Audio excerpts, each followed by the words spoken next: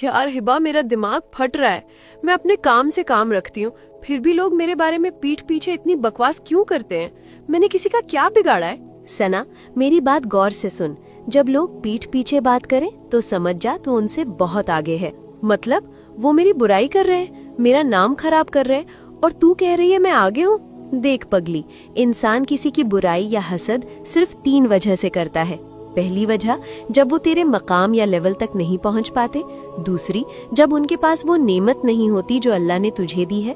और तीसरी, जब वो तेरी कॉपी करने की कोशिश करते हैं मगर बुरी तरह फेल हो जाते हैं। अल्लाह, मैंने तो कभी ऐसे सोचा ही नहीं। ये उनकी नफरत नहीं, तेरी कामयाबी का सबूत है। बस इग्नोर कर और मुस्कुराकर निकल जा। सच में यार, तूने तो मेरा पूरा बोझ हल्का कर दिया। अगर लोग आपकी भी बुराई करते हैं तो कमेंट्स में अल्हम्दुलिल्लाह लिखिए और आगे बढ़ जाइए।